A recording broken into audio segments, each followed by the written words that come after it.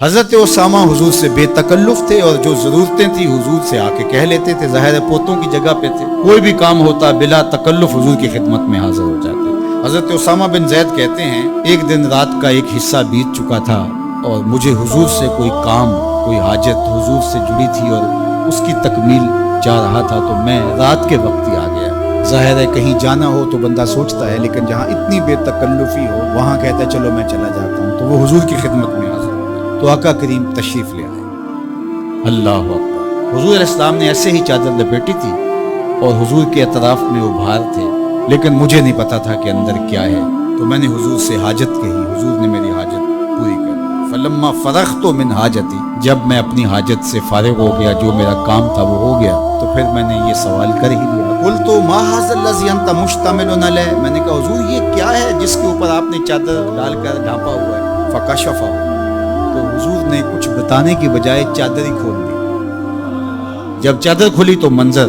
صاف تھا۔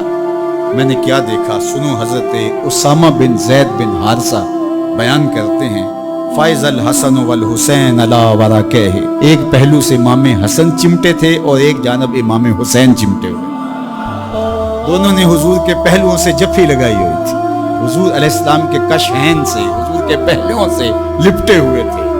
اللہ اکبر، ظالموں تم نے تیر حضور کے پہلوؤں پہ مارا ہے، حضور کے پہلوؤں سے یہ شہزادے لپٹے ہوئے ہیں۔ اور پھر آقا کریم نے کیا کہا؟ فقال ھذان ابنایا، فرمایا یہ دونوں میرے بیٹے ہیں، و ابناؤ ابنتی، اور میری بیٹی کے بیٹے ہیں۔ اللہم انی احبہما، اے اللہ میں ان سے پیار کرتا ہوں، فاحبہما، تو ان سے پیار کر، فاحب من یحبہما، اور جو ان دونوں سے پیار کرے مالک اس سے بھی پیار کرے۔ اللہ اکبر۔ حذیفہ بن یمان اپنی ماں کی مغفرت کا سوال لیے حضور کے پاس حاضر ہوئے تھے، اور آقا کریم نے ان کو یہ خبر بھی دی، حذیفہ سنو، یہ فرشتہ میرے سامنے حاضر ہے اور یہ میری فاطمہ اور میرے حسن حسین کے لیے جنتیوں کی سرداری کا مجدہ جاں فضا لے کر آئے ہیں، پیغام لے کر آئے ہیں، بشارت لے کر آئے ہیں۔ یہ خاندان عالی مرتبت خاندان، کبھی حضور ان کو چادر میں سمیٹ لیتے ہیں، کبھی مباہلے کی آیت کا مصداق یہ قرار پاتے ہیں اور فرماتے ہیں اللہم ہؤلاء اہل بیتی، یہ ہیں میرے اہل بیت، اور کبھی آقا کریم علیہ السلام کندھوں پہ سوار کرتے ہیں، کبھی حضور کی پشت پہ سواری ہوتی ہے، اور کبھی حضور بشارتیں دیتے ہیں کہ لوگوں کو بتا دو کہ یہ میرے فرزند، یہ عالی مرتبت شہزادے جنتی جوانوں کے سردار ہیں، اور میری شہزادی جنتی خواتین کی سردار۔ یہ عالی مرتبت خاندان جن کی عظمتیں اتنی بلند ہیں اور جن کی رفعتوں کے پھریرے لہرا رہے ہیں، تو جتنا اونچا منصب ہوگا امتحان بھی تو اتنا اونچا ہوگا، جتنی بڑی شان ہوگی تو امتحان بھی اس کے مطابق ہوگا۔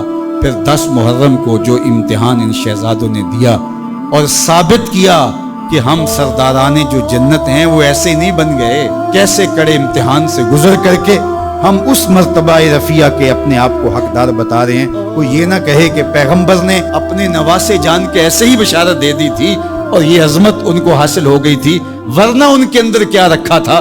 اب زمانہ دیکھے کہ جو حسین ابن علی نے کر کے دکھایا ہے، زمانے میں کوئی دکھائے تو صحیح۔ عظمتوں کی جس مسند پہ بیٹھے شہزادہ رسول دکھائی دیتے ہیں اور شہزادی رسول دکھائی دیتی ہیں اور امام حسن دکھائی دیتے ہیں، یہ الگ الگ عنوانات ہیں، جس عنوان پہ آئیں تو ایک کائنات بسی ہوئی ہے۔ اللہ جل شانہ ان شہزادوں کی برکت سے ہمیں دین کا حقیقی شعور عطا کر دے۔